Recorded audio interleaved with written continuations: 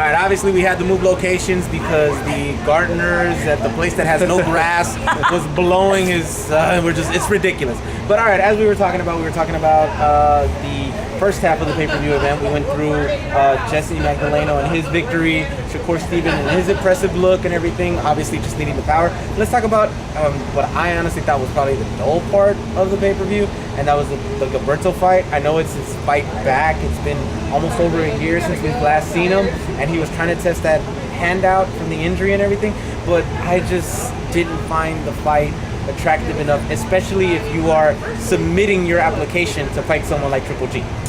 Yeah, I mean, the thing is, it was a year since you know he had the hand injury, or since he fought because of the hand injury.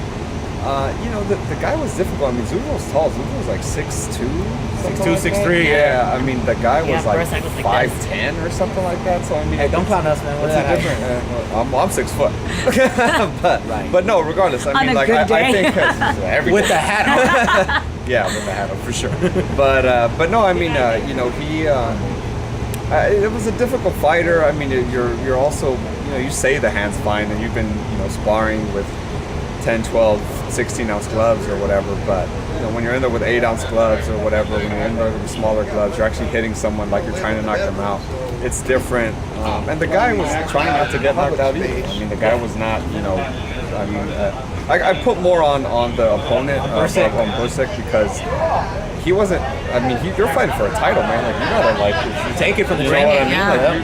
Not only that, but just like, you're fighting for a title. How many opportunities are you gonna get like this? Not Rocky Bar is gonna get like a title defense, like, or a title, you know, freaking opportunity like 16 times or something like that. I mean, so I don't know. It was, I know what you mean. It was a dominating performance just because, you know, the other guy wasn't doing much and was trying to survive. But I mean, so you got it out of the way. The hand injury's over. I mean, ZURDO kept saying afterwards his hand was fine, and so, you know, just kind of keep moving. We got the W and just see what happens after. Cynthia, your thoughts on the fight? Like I said, it was probably the dull part. It was. I mean, when you have your audience doing the wave, not once, not twice, but several times in the booing, I mean, that's when you know the fight is boring. And it was boring, but it was, you know, like you said, ZURDO got the win, and it was just weird. It's just because he was so tall and he just really kept like ducking, and I was like, it was so weird to me. But it was boring. But hey, like I said, he won. And easy. and ultimately, the fight of the night was Oscar Valdez versus Miguel Marriaga. The fight took a couple of rest stops in between the middle rounds and everything, but the beginning of the fight was amazing. The ending of the fight was great. That 10th round was a round of the year right there, because me and you were in the stands, and when we saw that, we literally thought Valdez was the one who was about to go down. And with one punch, turned it right around, and Marriaga was down on the ground for the remainder pretty much of that round because he couldn't stabilize himself. Luckily for him, it was only about 20 seconds before that round was over. So it's just, I thought that fight was great. Valdez put on a performance that he always puts on. I didn't like the little dull periods that they had because they had some small ones. But then at the end, also after that 10th round, Valdez looked a little gassed. Yeah, I just think Marriaga's fucking chin is amazing. I mean, that's just, he was getting cracked with those shots. I mean, Valdez is winding up. Valdez is, it was just amazing. His power is great, and the fact that Marriaga could stand up to that for the most part. I mean, he did get dropped a couple times, was just amazing. But I mean, Valdez is just, he's the future for sure. He looked great. He put on a performance, you know, for the fans and everything. So he looked good. He got a, you know, it was a tough test. I think it was perfect for kind of this stage of his career. You know, he's gonna start fighting those guys like the Santa Cruzes, the Mares, Selby, the Framptons. So yeah, Frampton, those guys. So, you know, you gotta defeat a Marriaga here and there, and he did exactly what he was supposed to do. He dominated the fight. There were spots where he was getting caught and things like that, and yeah, you and I thought like, oh, I thought he was hurt in that 10th round, and then he just ripped the left hook and changed the momentum of the fight again. So I like that. Every time, like the dog in Valdez, whenever he got caught, he was like, he didn't want that to be the end of that portion of the fight. He wanted the exclamation point of him being the last one, him being the one that had like the last laugh, so to speak. Before I get to Cynthia and her thoughts on this, let me ask you this. Do you think Valdez did better against Marriaga than Nicholas Walters did. Yeah, for sure. I mean, I remember watching the Walters fight a while ago, but it wasn't memorable. This was memorable. Like I'll remember this. Obviously, I was here for this. I wasn't there for Walters, but Walters just, you know, did what he had to do. He's longer, just kind of, yeah, almost kind of like Ramirez, BURSAK almost. Just kind of use his size, use his tools to beat him and get it out. Like Valdez wanted to be entertaining. He wanted to kind of please the fans and stuff like that, and he looked spectacular doing it. I have to say, when you said he was a little gassed out, oh, sweetie, he was like gassed out. You know, when I was just watching it, Valdez always likes to throw his big right hooks or left hooks, and that's what really winded him out. And Marriaga, and when you say his chin, oh no, his whole body, everything about him was a wall. Just anything he tried to crack, it just didn't move. And as the rounds progressed, Marriaga just got stronger and stronger and quicker and faster. But you know, the one thing that Marriaga didn't do was take advantage of when Valdez was opening up like a big right over. He's completely open. He never took advantage of that. And there were several times that happened, and I'm like, oh, and I mean, I'm for Valdez, of course, but you know, it's boxing. But he just looked really winded, and when that, I mean, at that one point, I had Marriaga just like on winning, and then that one shot, everyone was just floored. I'm like, that's a game changer. And it was a fight. It was a great fight. I thought maybe 6-7 rounds.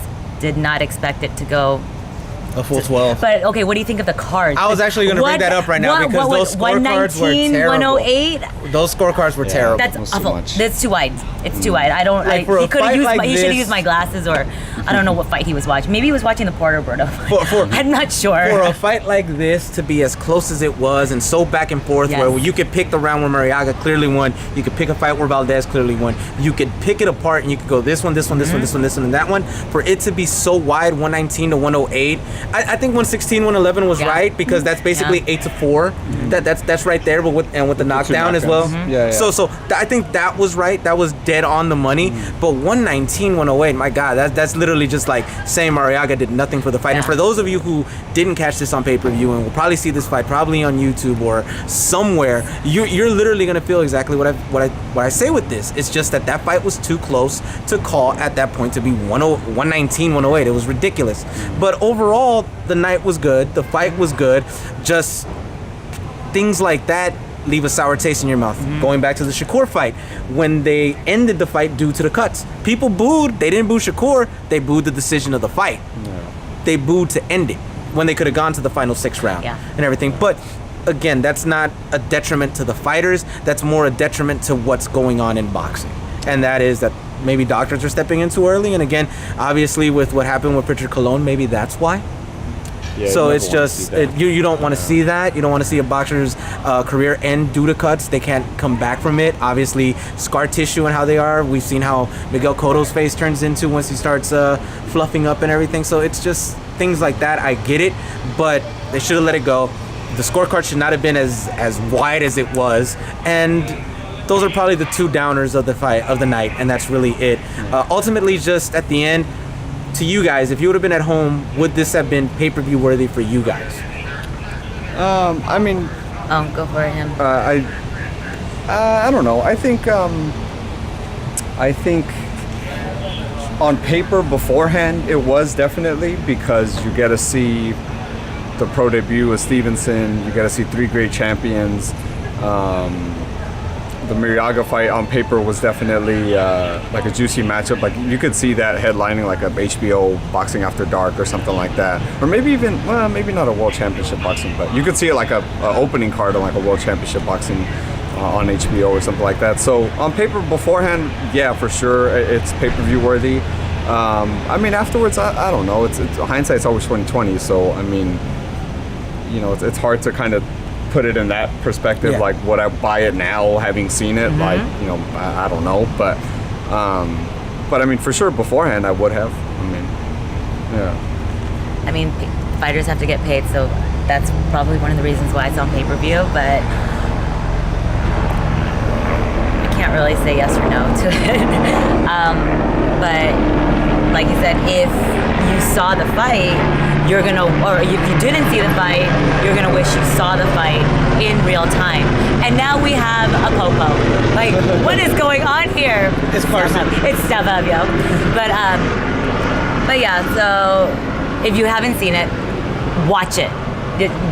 Yeah, just watch it, because we were all really, really shocked. And just, you know, from the very beginning of the first bout, it really led up to such great fights and a great ending, minus the scorecards. But it was a fight for 12 rounds that was just bombs on bombs on bombs. And really? Hi! We're trying to do the fight, guys. So yeah, that's my thought.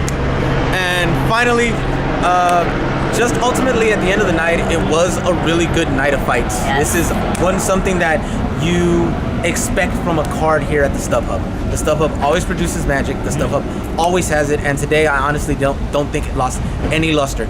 It was real good. It was highly entertaining, and it's just something that you guys need to come experience, especially if you're here in Los Angeles, Yes. coming up from San Diego. Hell, I'll even say people from Nevada and Arizona need to come down here to catch a fight once here, because you're going to enjoy it. And that's it, really, in closing. And also, beware for Fred, who is in New York. Yes. He covered Perdo versus Porter? versus Porter. Porter. No, I was about to say Broner, but then that dude lost me. So yeah, Berto versus Porter. He covered that. We'll have some video from him about that. And thank you guys for enjoying another edition of the Fight Guys.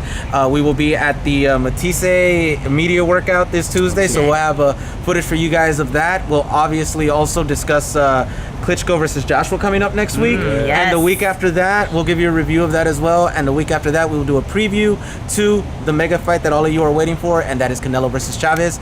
We'll see you guys then, and thank you for enjoying another one. Bye, guys. Social media plugs. Oh, yeah. KO Artist Sports, Instagram, YouTube, Facebook, all that stuff. She just opened up her I YouTube just channel, opened my guys. Cynthia Conte, and my IG is at newsnerd26. Twitter at Fern FERN _323. For us is at @TheFightGuys _ all one word on Instagram and Twitter. On Facebook, it's just at @TheFightGuys. You'll find us there. Again, just follow. We have at Dominic Verdeen 66, and we have Barbershop Conversations, which is Fred, on YouTube. Also, don't forget to subscribe to our channel. Have a good one.